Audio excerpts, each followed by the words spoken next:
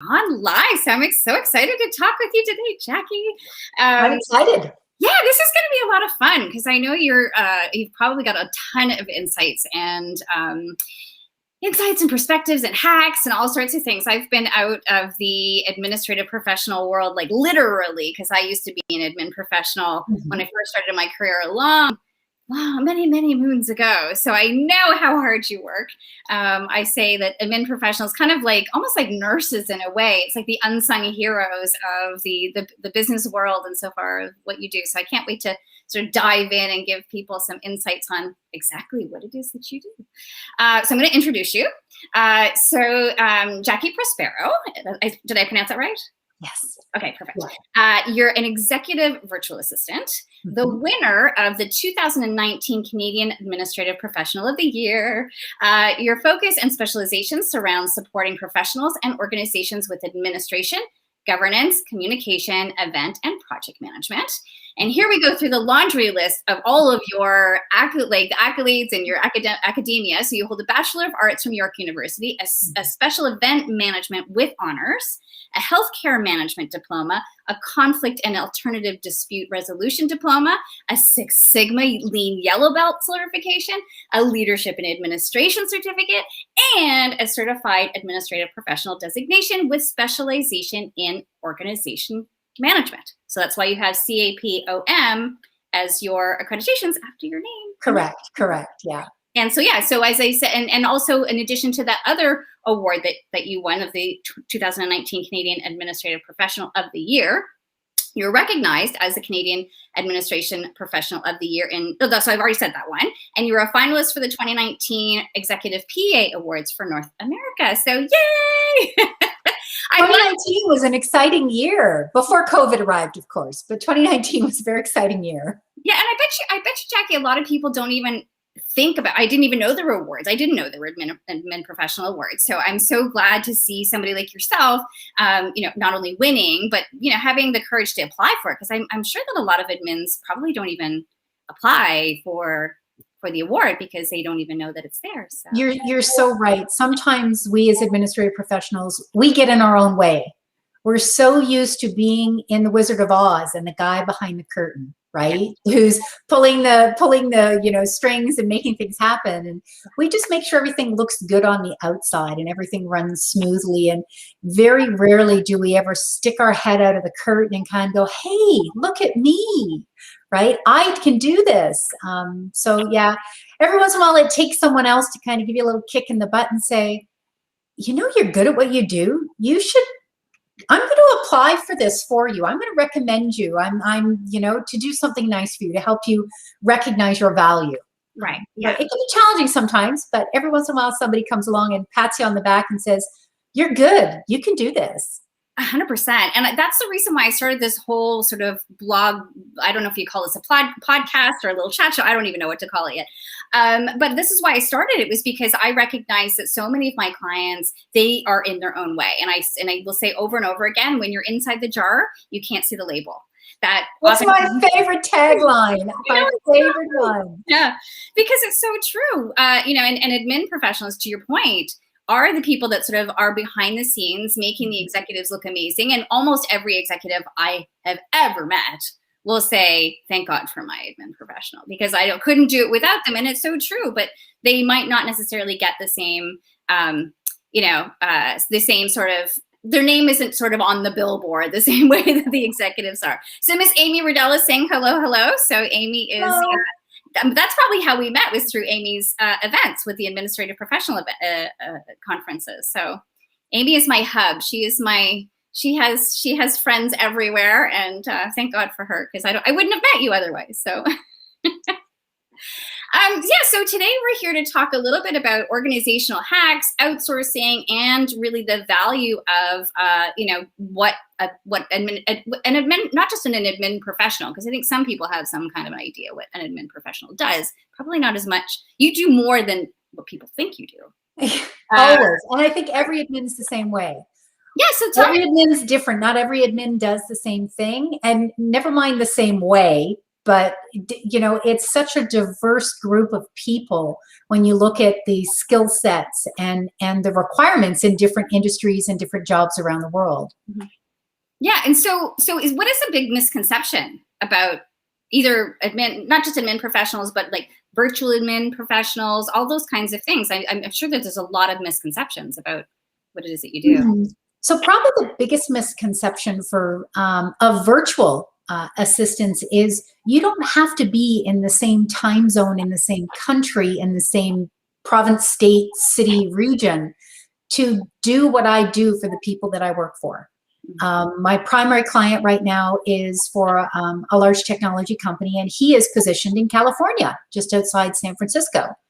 And I'm in Ontario, Canada. So I'm in a different country and I'm 3 time zones away.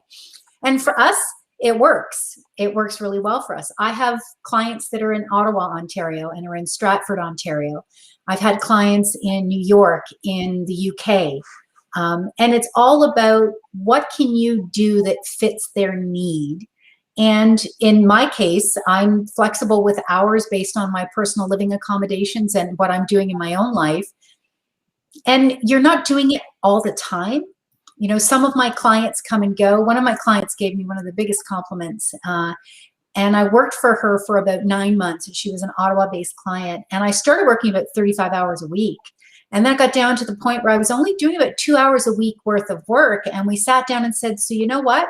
You've worked yourself out of a job. I don't need you anymore. And I was excited about that. I was like, this is great. You know, you brought me in, I came in, I did what you needed to be done, and I am happy to tie it in a bow, give it back and say, here you go. Right? So that's probably the biggest misconception for virtual. For admins in general, sometimes I think that what goes on in social media and in the entertainment realm, people have this misconception about what secretaries do and what administrative support people do and what they're capable of. Several of my colleagues have certifications out the wazoo, Microsoft Office, not just, you know, a CAP or they have their MBAs, they have their masters. You know, it's quite interesting to see the diversification of qualifications, and everybody has their niche, right? Everybody is exceptionally good at one thing and really good at a lot of things. And you play to those. And a lot of people don't realize that we don't answer phones anymore for our executives, right?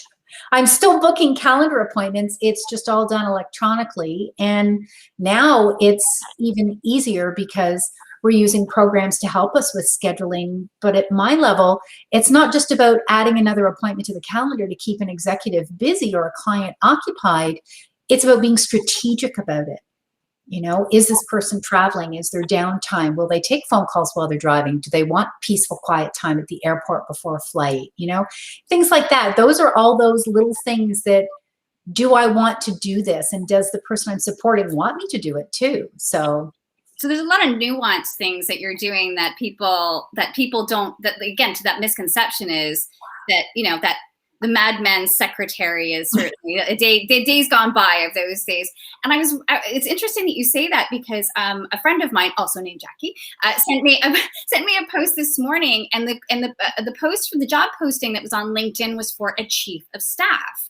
And as I went through it and I was looking for the requirements of the role, I was like, wow, yeah, that chief of staff, it sounds like an admin professional. It sounds like somebody who would be an ally, an alliance, an ally, not a, you know, another touch point, another perspective, a resource for an executive from that perspective. And I was like, that, I just think the chief of staff sounds like, yeah, because like that's exactly, you're an advisor even in a lot of ways. They're quite similar, and depending on the industry you're in, most chiefs of staff aren't permanent full-time employees for years on end. They're usually someone who comes in for an 18-month to 2-year time frame where they're coming in to help a large department in a global organization or a decent-sized company restructure and change the way that they're doing their business. And they need somebody to kind of be that go-to.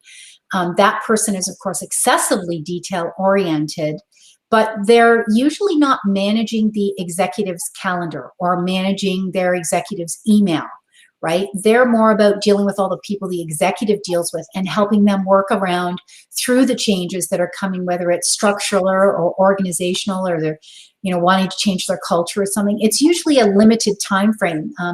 There are a lot of admins that want to make that step to chief of staff.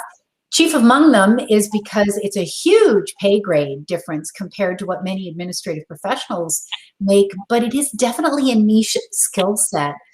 Lots of project management skills, lots of budgeting, finance, huge emotional intelligence skills, and being able to deal with a wide and diverse group of people and their needs and wants. Because a lot of people in big companies are trying to build their own empire in their own little department, right? And sometimes you have to help them get past that and see the bigger picture of why you're coming in to help them redo things.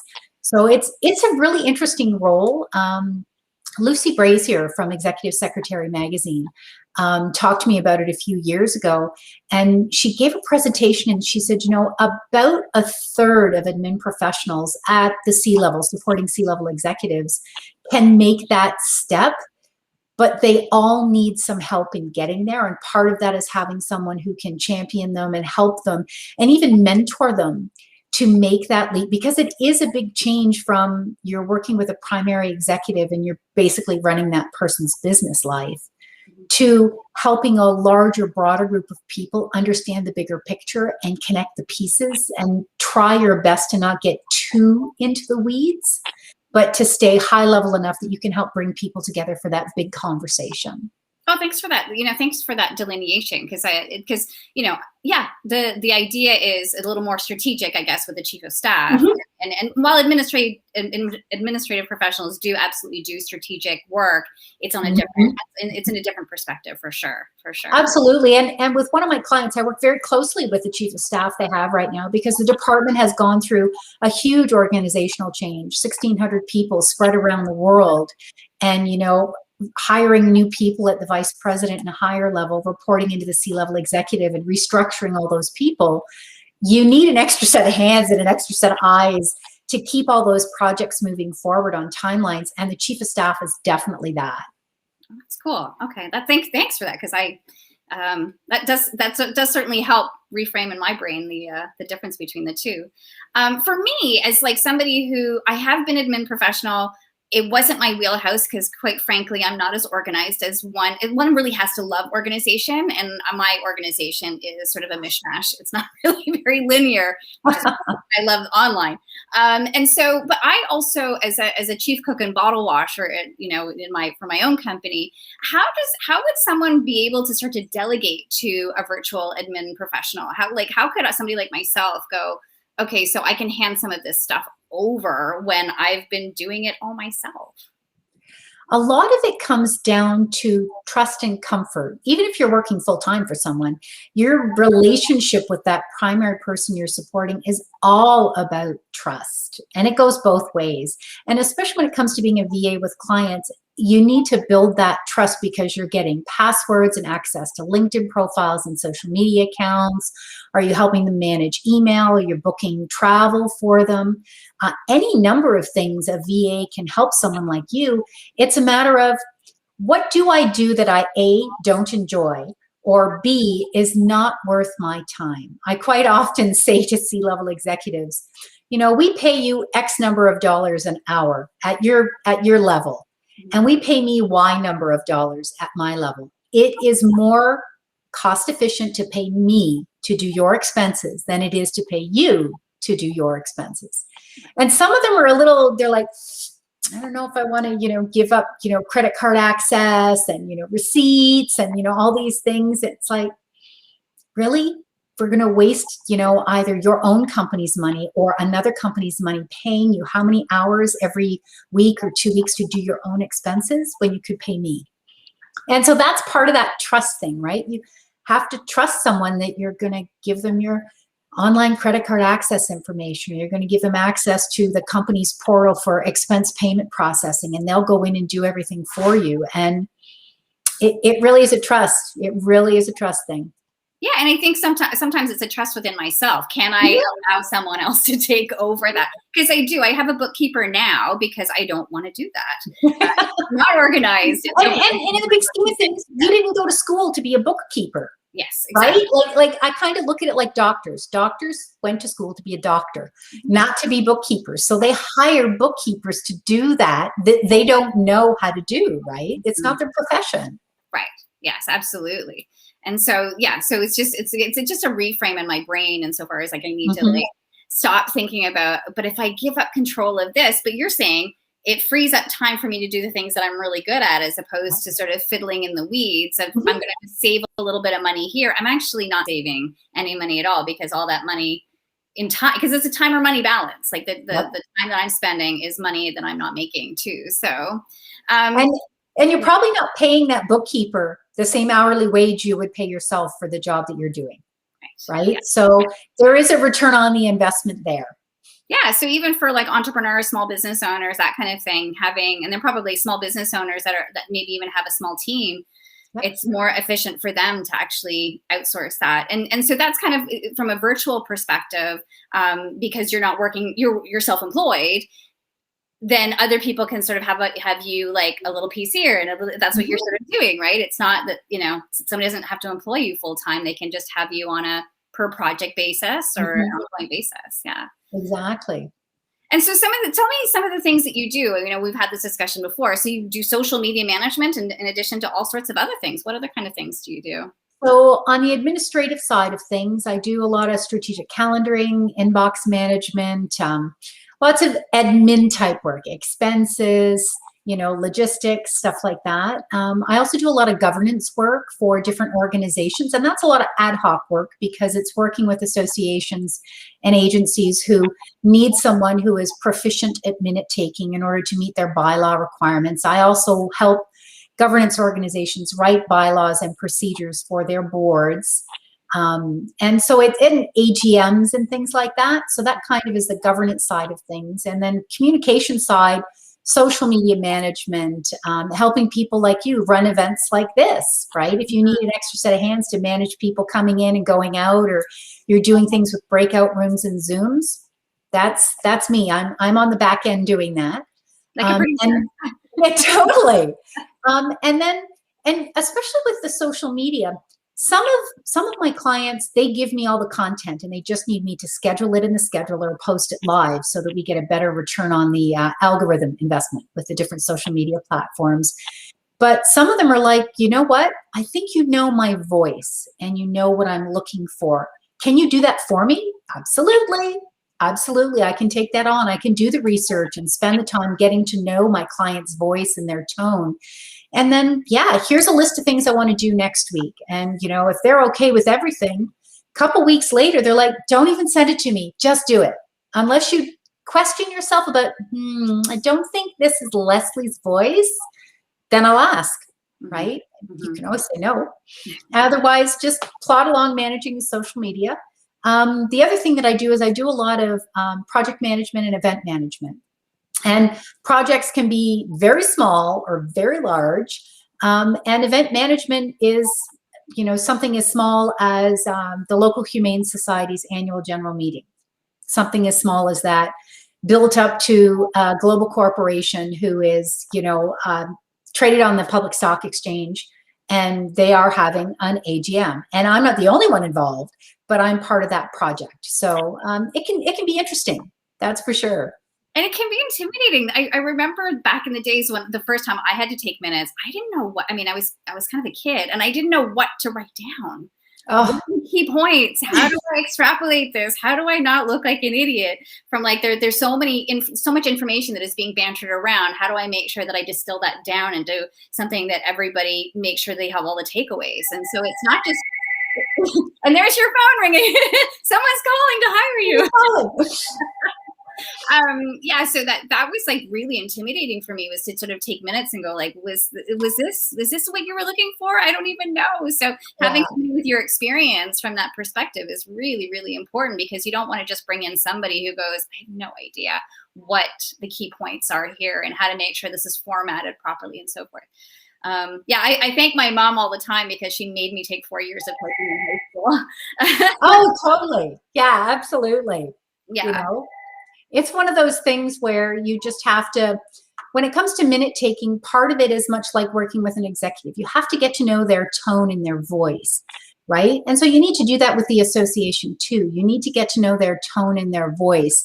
And if you're lucky, there's precedents and there's previous minutes that are, available for looking and viewing. And minutes are very different. A lot of times administrative professionals will get dragged into a meeting and someone will say, "Can you take minutes for us?"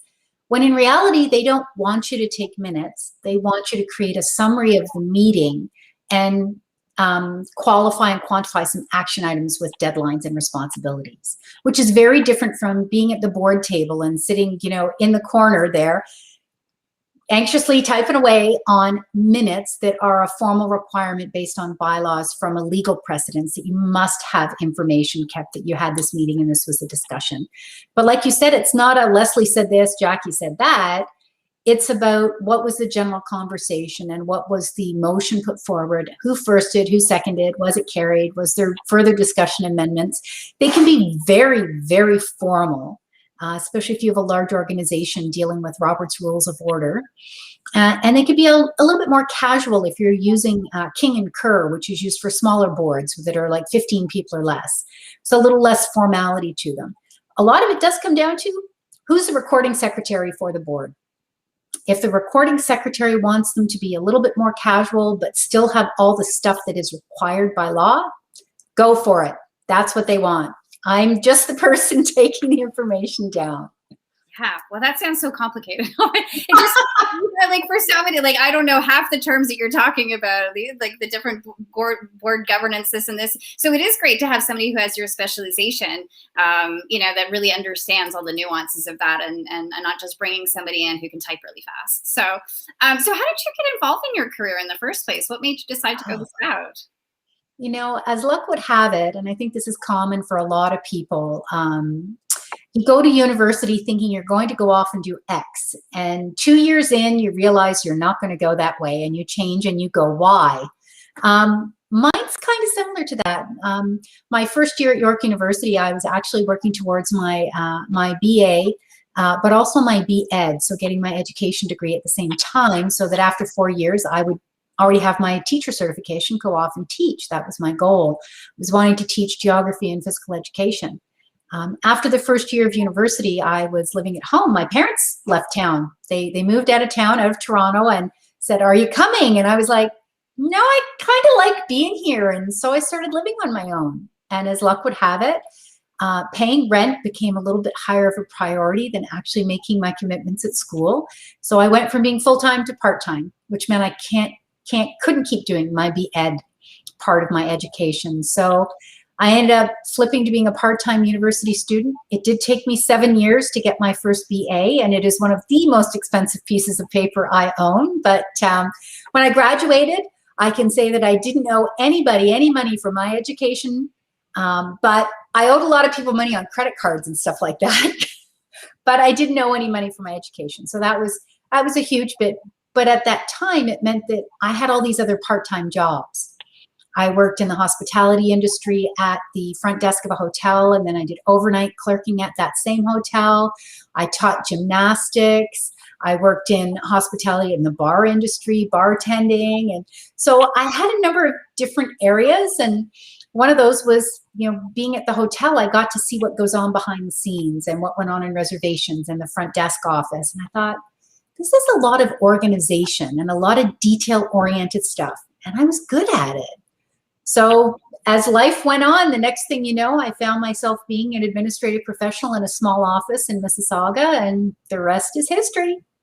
Wow. Oh gosh, I can't imagine. So it's so funny that you say that, because I love academia too. I mean, I teach part-time in the college, and I wanted to be a school teacher too. I didn't have the grades for it back in the day because I had a little too much of this in university. But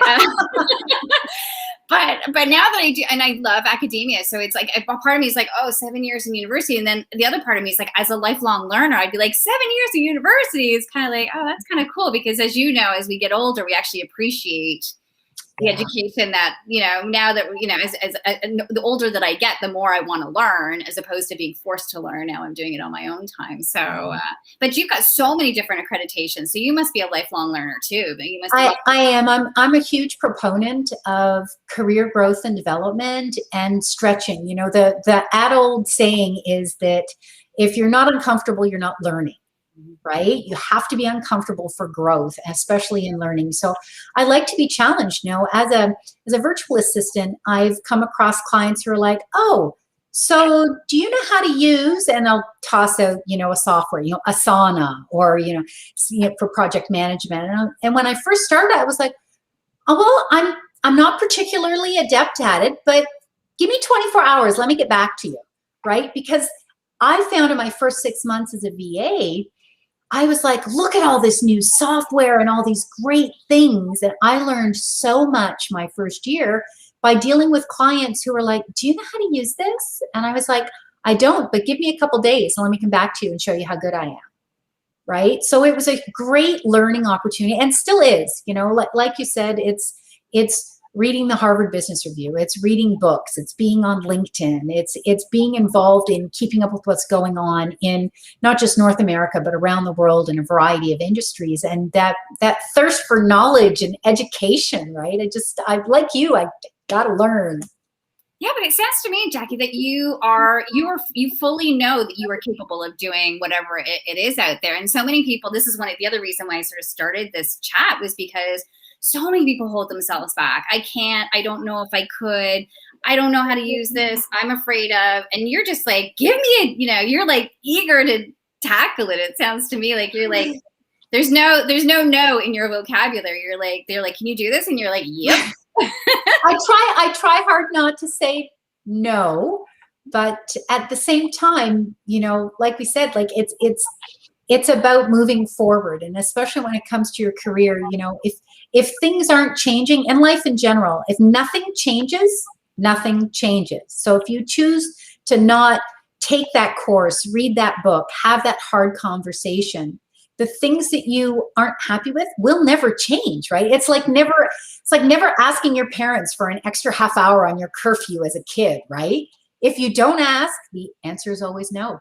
Yeah. Oh, that's so cool. I love that so much. And I don't know, my brain kind of goes into, only because that's where we met, was Amy's Administrative Professionals Conference, which is just this. And actually, I'm going to just give her a little bit of a shout out, only because she's starting up, because of thankfully our numbers are coming down with COVID. And so I'm going to give her a little bit of a plug here, that the Administrative Professional Conference is happening in September. And I'm going to be speaking at it again, which I'm so excited. It is one of my favorite conferences in the whole world, Jacqui, because Amy makes it it's just so fun. And the people there, I just find that administrative professionals, it's like we all I don't consider myself a professional or an administrative professional anymore.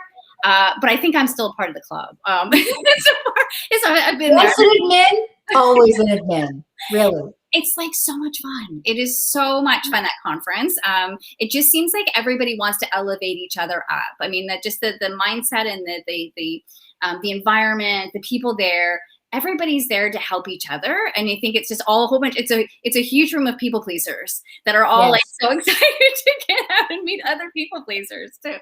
Because I think you have to have that mindset too, to be actually almost every profession that I've talked to, most people are pretty much like, I love helping others. Yeah. When I ask people, why do you do what you do? So I guess that was my next question on the list, is, so what makes you passionate and driven to do what you do?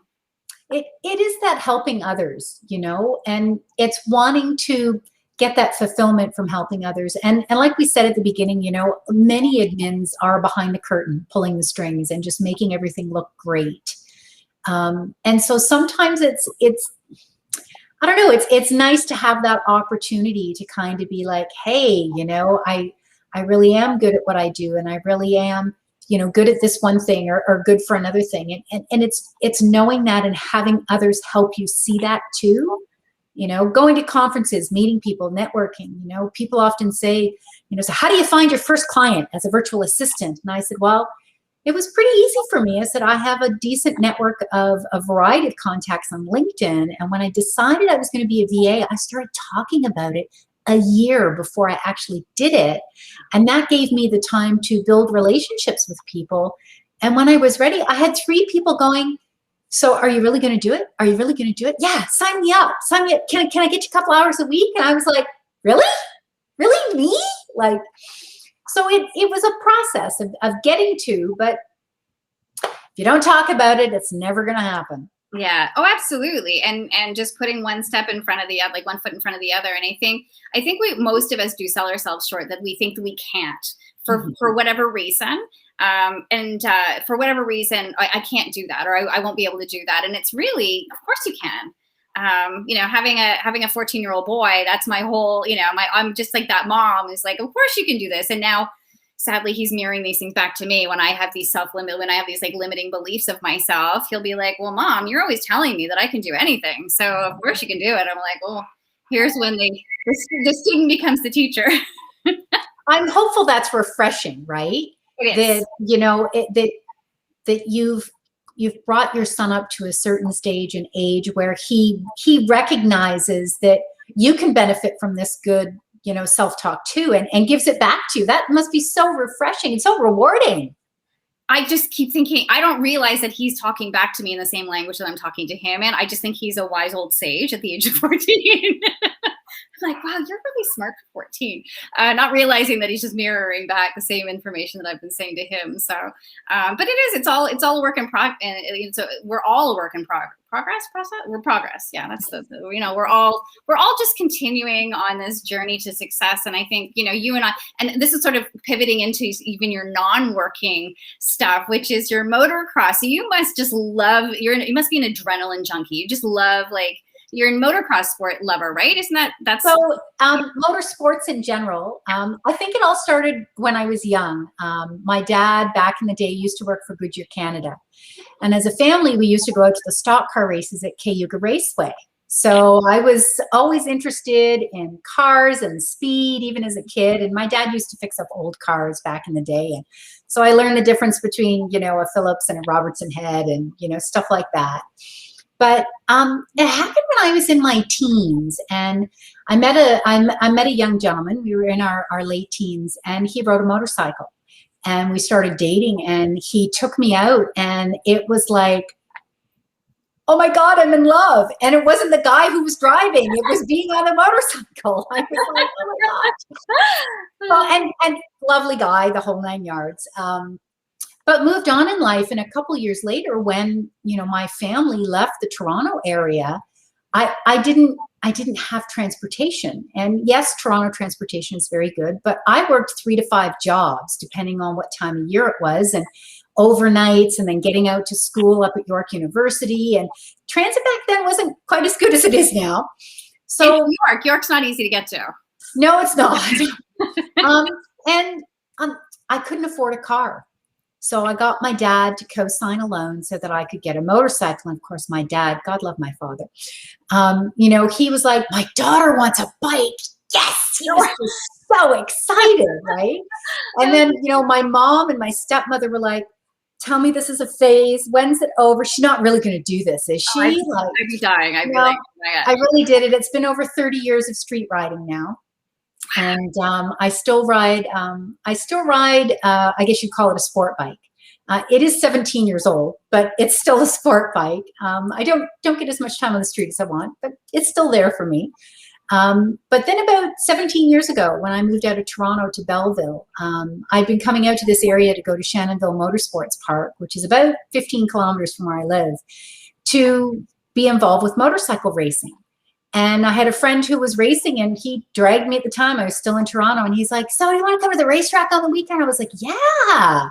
He's like, so we're leaving Sunday morning at 5 o'clock. And I was like, 5 o'clock? Really? Well, by the time all was said and done on that Sunday, at the end of the day, driving home, he's like, so what do you think? And I was like, when can I come back? It was like giving a 2-year-old sugar. Gimme, right? I want more. I was on this high, and one thing led to another, and I got my competitive road racing license as an amateur. I competed a few times over the years.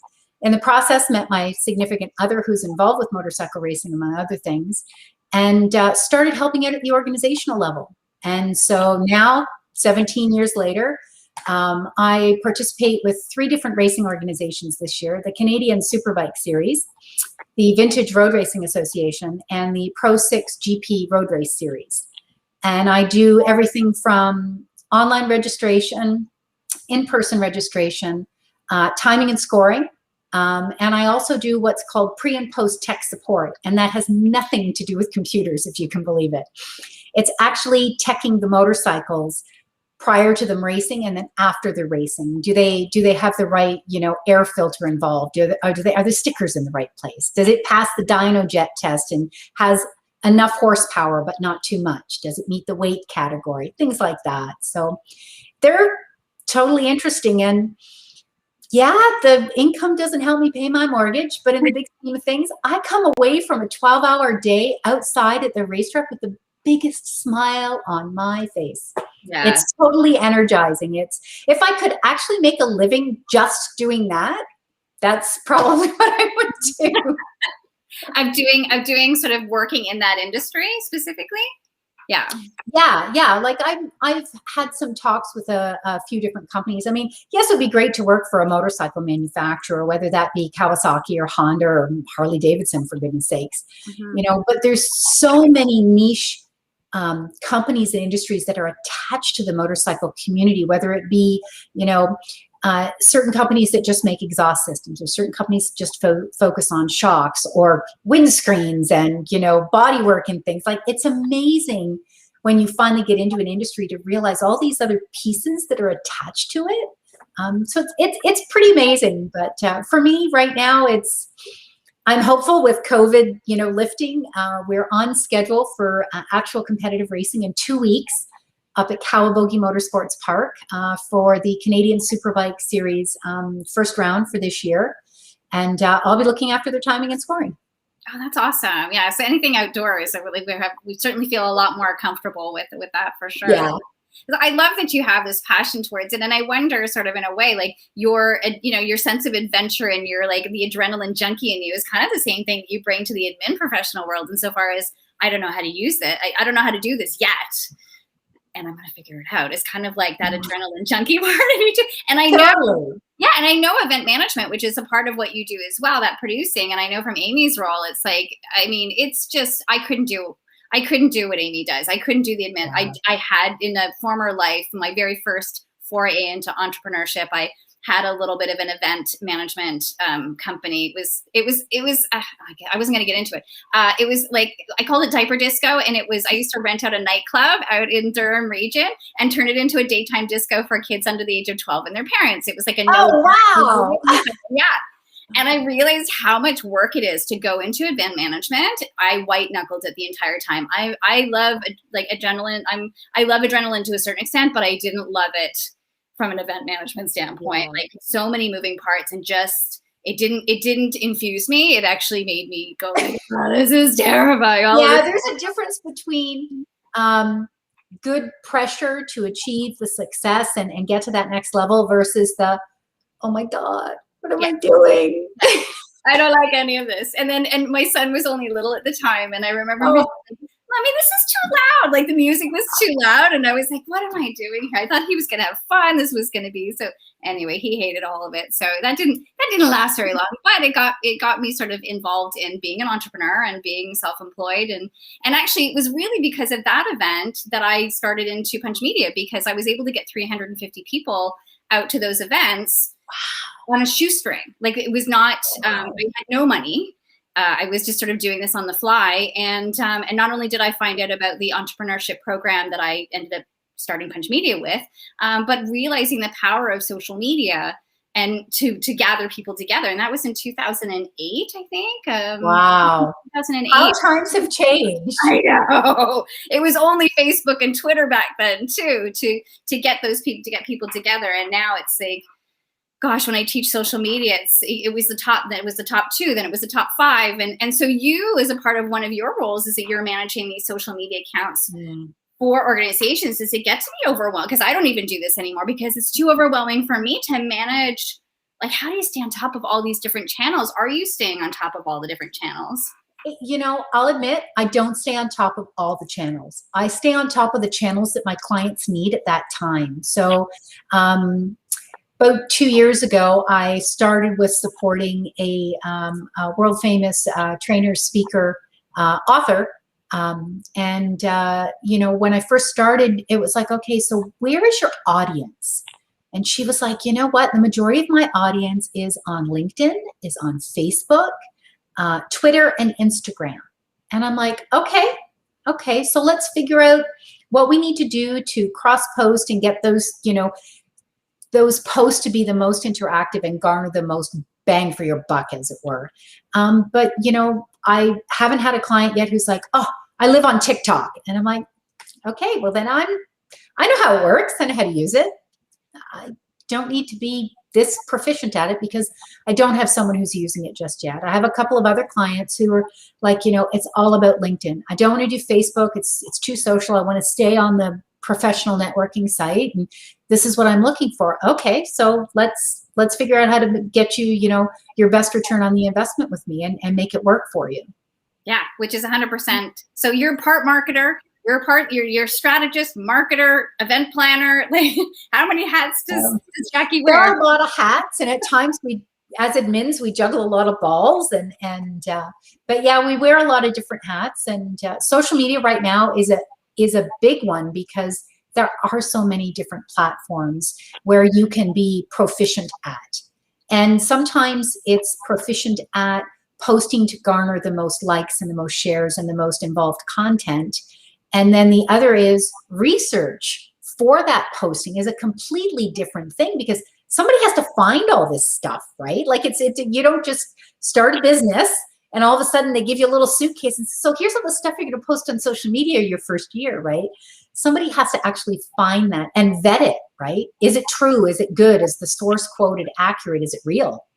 Right? So yeah, it's a huge thing for virtual assistants right now is being able to do that, but having your niche and being able to succeed on the platform that your client wants, and then having the courage to say to that client, you know, this has come along. The latest one has been Clubhouse, to get online and speak with people on Clubhouse more casually. And it's like, okay, so is there value in moving to that? What kind of value can we get? So to help them, if it's necessary, move to that and see the value in it. Mm-hmm, mm-hmm. I love it. And so I guess maybe even another misconception now that you're saying what you're saying, I think a lot of people wouldn't recognize that the value that you're bringing. I mean, you're asking those tough strategic questions of what's the return on investment, which has always been the number one question I've been asked since I started teaching social media. What's the ROI? So you're even asking those tough questions of, is this a valuable use of your time? Is this where your target audience is? And I think the other misconception that I have, and I don't know if you get this, you probably don't get this from your clients the same way that I get the same question is, and I thought, this is expensive to invest in. I thought social media was free. And I'm like, oh yeah, so all of that time behind the scene, I don't mean to sound like a negative Nelly, but like to your point, all the research behind it's not just simply scheduling random things and posting them just to make noise. That research time takes a lot of time, which is why I don't do account management. It's a lot of time that goes behind the scenes. Do you ever get that pushback of people going like, how much does it cost for account management like that? Yeah, you know, as a virtual admin, you know, it was really hard at first to understand my value when it came down to I'm going to work so many hours and this is how much I want to charge for it. Or some clients want, you know, an hourly fee based on whether it's governance or whether it's admin or event planning. Other people want project costs, right? So I quite often I'll quote whatever they want based on, you know, how I feel about it. But it's really hard at first to make sure that you're getting the right value for your time. You know, so often, so many people think, oh, well, you know, it's dirt cheap. And it's like, okay, well, you can pay somebody $15 an hour to do this. And it may take them 3 hours to do it. But you can pay me $25 and I'll have it done in 20 minutes. Mm-hmm. Right? And it's understanding that value for what you're being asked to do and not being afraid to ask for it. You know, I quite often look at hiring for VA services, you know, just because you when you go into a store and the price tag says that something's, $39.99, you don't often go up to the cash and say, so can I pay you $29 for this? Yeah. You don't often do that unless there's a snag or something's wrong with it. You'll ask for a discount.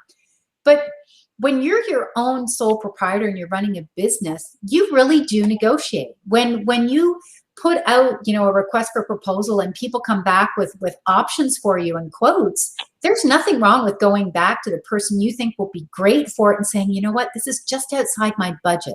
Is there anything you can do for me? So as a VA, I have to be expected and prepared for someone to come back to me and say, oh, really? That much? How much should you think it would cost? How much is your budget? What is your budget? Do you want to change the scope of what you're looking to have done or the detailed responsibilities? And how can I help make it successful for you, right? Mm-hmm.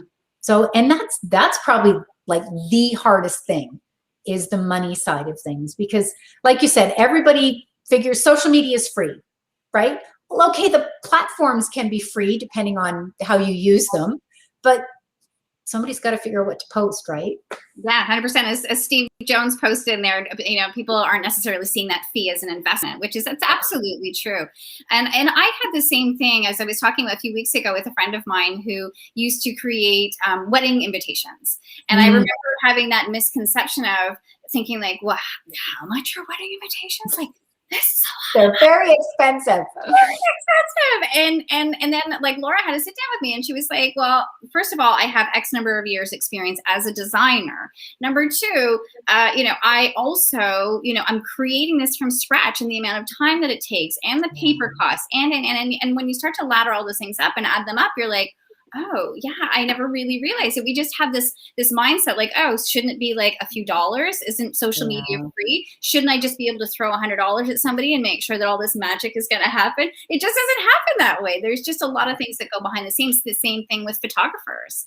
It's not just showing up with a camera. I mean, we all carry these things in our pocket, but exactly. Camera doesn't necessarily make them a professional photographer.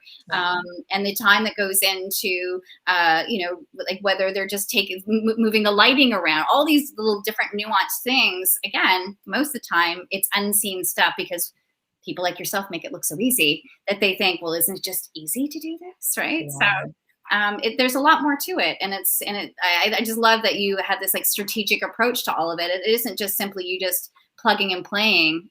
That you're putting a lot of, and you're pushing back on your clients to ask them like, really, like question yourself. And sometimes it is having another set of eyes to have that objective point of view from that perspective. So do you see people making certain mistakes online? Probably like not having a good strategy is probably number one, right? Or do you see other things that people are, doing wrong that they really should be thinking about? When it comes to social media, quite often, and it's really been the last, probably I would say 5 years, social media has really become politically charged, and people are very comfortable about sharing their political opinions about what is right and what is wrong, whether it's Black Lives Matter, or the elections the last few years in the US. And from my perspective, I often say to people, especially as a solopreneur, as someone who's self-employed, my image is my brand. I quite often will see things on social media and I think, oh, I want to comment on that. I'm like, what does that look like? What is that going to look like to a prospective client, right? When I worked years ago in the corporate world and I worked in healthcare for the provincial government, we often would say to people when, about things you put in writing, right? Your emails and things, because they could all be taken out of context and they can be requested through the Freedom of Information request process. And we would say, what does that look like on the headline at the local newspaper the next week, right? Are you prepared to have that taken out of your email and posted in the public paper for somebody to read? It's like, oh, maybe not. So it kind of helps. It's like typing out that feverish email to someone who you're not happy with and pausing, waiting 24 hours, and then you read it the next day and you go, oh, that's a little harsh. Yeah, I probably shouldn't send that. So you get that second guess, that, sober second thought, as they call it, right? There isn't a lot of sober second thought going on in social media. And some people say things that they do regret later, and other people say things and they're like, I don't care, this is me, take me as I am. So it's I think that as a VA, if I'm speaking for someone else on social media and I'm comfortable with their tone and their language, I would never do anything to possibly ruin their brand or mine, being that they've hired me to do that. I think that's a recipe for disaster. And just myself personally, I try to keep things separate. I look at Facebook and Instagram for me are social. LinkedIn is professional networking. That's where I'm keeping in touch with people from a business perspective. And Facebook and Instagram, that's my social side of the fence, and it's a little bit more casual. But yeah, there's lots of opportunities for people to make mistakes. And I think we've heard about, a few of them where people have been fired and students have been expelled. And, it's great to have a voice and have an opinion. Sometimes I think we need to have that sober second thought to make sure that we're not going to jeopardize ourselves or anyone else in the process, right? And kind of like the doctor mantra, right? Do no harm. Right. Yeah, 100%. You could teach my class, because you're saying you're saying all the same stuff that I totally and firmly believe in. Because as somebody said to me once, the best thing about social media is that everybody's got a voice, and the worst thing about social media is that everybody has a voice. Yep. And so I haven't heard of that term, sober second thought. And to me, common sense isn't always common sense, unfortunately. Yeah, it's not as common as it was just 20 years ago for those of us that are aging, right? It just doesn't seem as common anymore. It doesn't. I think there's a disconnect psychologically between putting things out into what we perceive, I think, psychologically as the ether.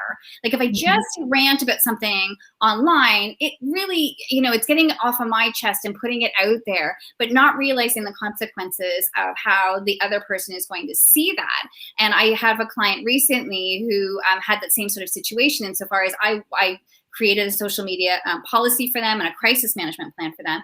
And after doing a training, one of the employees had posted, but they ranted online, but they weren't even ranting about themselves. They were ranting about something that happened to their wife.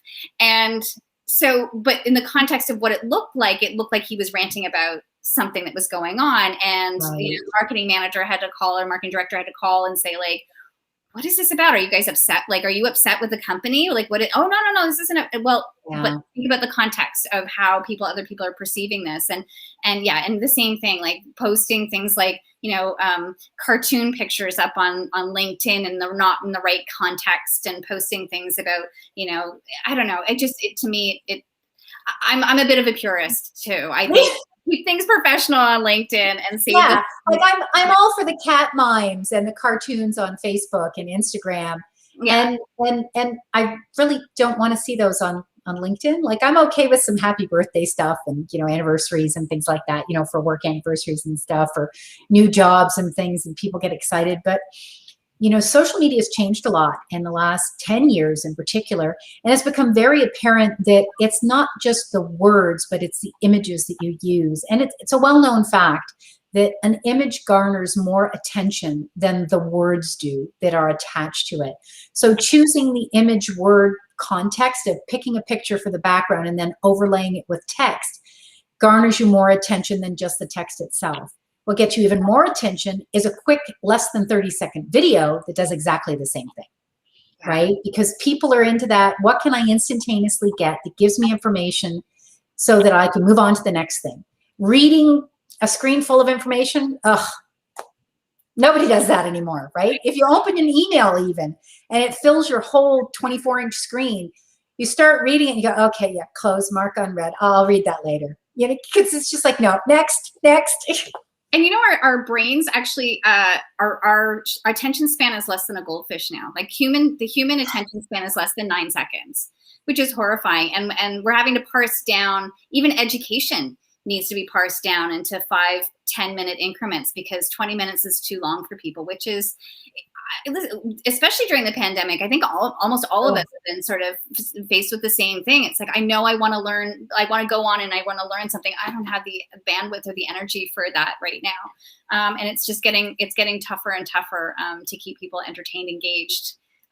online for sure. Well, and engage this way, right? Like just 5 years ago, doing things like this, people still enjoyed them and found them exciting and captivating. And now that we've all spent a year and a half staring at cameras and, Teams messaging or Sync or, the instant messaging, it's like, okay, I'm done.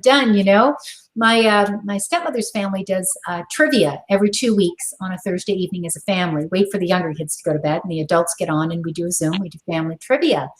And there are Thursdays where I'm like, I send a little note in, thanks, guys. I've had 8 Zooms today. I'm done. Like, I am so tired of sitting in my chair and staring at a camera. Have a great time. Talk to you next week. Yeah. Unlike you, though, Amy and Steve are my friends that we play trivia night every second Friday. And we're playing this week and we're like, yeah, you're right. The kids can't be around for it because it gets a little rowdy. By the way, I want to call out Steve's comment. I really like Steve's comment about the experience and expertise in having people understand that the cost for your services comes with all those things, the problem solving, the supporting, and they are paying for your expertise, right? I'm not the age I am, and I'm not doing what I do at the level I'm doing it because I started yesterday.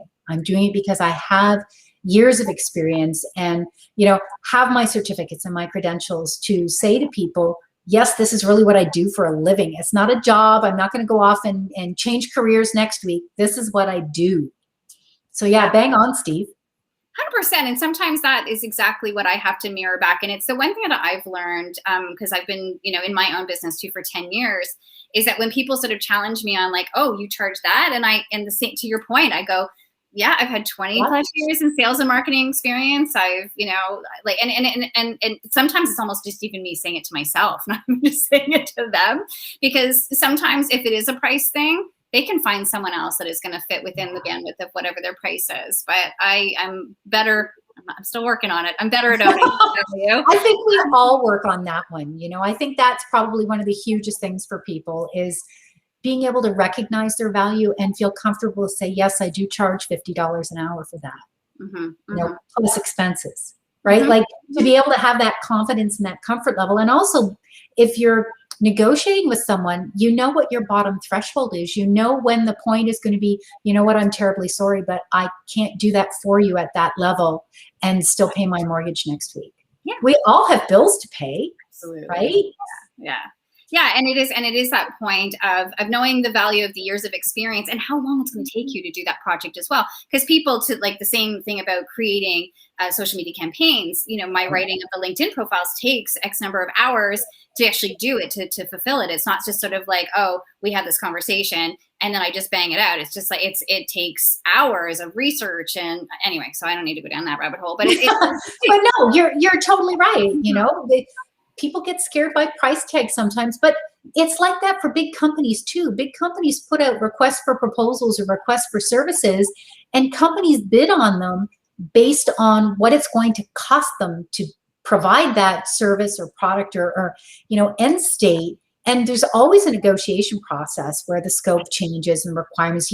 Yes, you can have a lawyer at this many hours costing this much money, or you get a paralegal at this many hours, things like that, right? It all changes, but at some point in time, there's a bottom line where you're like, you know what? If we don't make this much money, I can't pay my staff. Right. I can't pay that other person. Like it's just not worth it. Yeah, can't even keep the lights on for that rate. Yeah, for sure. Yeah. Awesome. I can't believe we're out of time already. This is my gosh, an hour. Where did it go? It just flew by. So do you have, I typically like to ask everybody if there's any sort of like mantra, belief, a motivational phrase that you might have. Do you have anything, any sort of last words to share with? Leslie, you started with it, and it's something, we talked about, when you're inside the jar, you can't read the label. And I can't tell you how often in the last couple of years, I have said to people, I'm a jar of honey. I know that I'm sweet and I'm natural because of honeybees. I said, but what I don't see is the label that's on the outside that says that, the beekeepers, are environmentally friendly and they're doing this and this is local. It's 5 kilometers from home. And by the way, here's a recipe on the back of the label. This is how diverse I am, right? And you can't just, you don't just put me in coffee or tea. Guess what? You can put me in cookie recipes and substitute me for sugar and stuff like that, right? Quite often I actually have it on a sticky note on the bottom of my other monitor right here. That's how much I like it. And just to say to people, yeah, like there is more to you than you think. And a lot of times it's the person you're talking to that comes back and says, actually, you do that, or you are good at that. Did you know you did that? Like in a good way, right? And I'll admit, sometimes it takes standing in front of the mirror and going, you can do this. I'm good enough. I'm smart enough. And gosh darn it, people like me, right? The Stuart Small. I love exactly. that. Yeah, 100%. Because I agree with you that, and oftentimes probably you, like I do, I get to see other people from that perspective. And I'm sure that you behind the scenes is the same thing. You get to see the value that other people bring. And sometimes, as my friend Richard Gowder would do this to me, Leslie, everything that you go out has to come back in. Like you would do, like you have to like listen to what you're saying.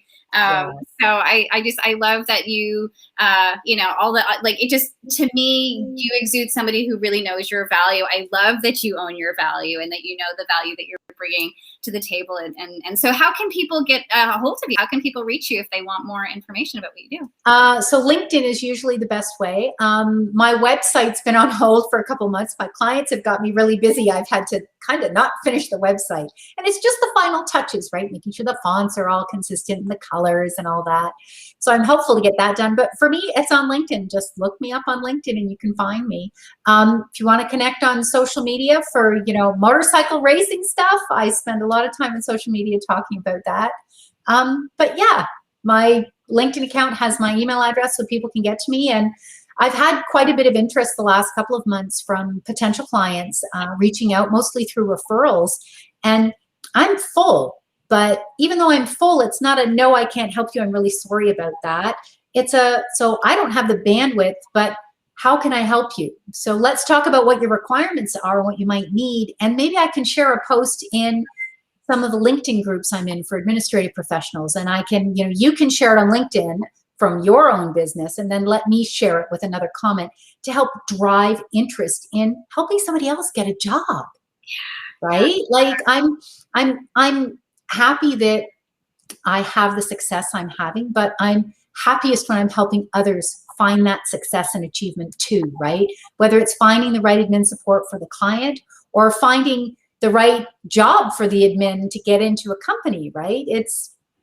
I love to see others succeed. So always happy to offer an ear, have a conversation, talk to someone about how do I become a VA? What should I do first? Absolutely. Yeah, find me on LinkedIn. That's probably the best. Yeah, I'm like you. I think when we help each other in our roles, and you probably have a whole network of other administrative professionals as well. And even though we're sort of in the same competitive landscape, I see it as I collaborate with my competitors all the time because they're not my competitors. They're actually everybody's got their own race to run. Just because if they're successful doesn't invalidate the success I have, and I like to spread the wealth around too, just like you. So. Well, exactly. I mean, if I can help somebody find a contract or a role or someone to support them, whether it's full-time or part-time or a contract basis, that's a win for me as well as other people, which is really important. But in the big scheme of things, what have I done for me as an admin? Yeah, it gives me that warm feeling. I feel good about it, but it's helped me maintain my brand. Right? It's helped me be the person that people can come to and say, can you help me with this? I've got a question.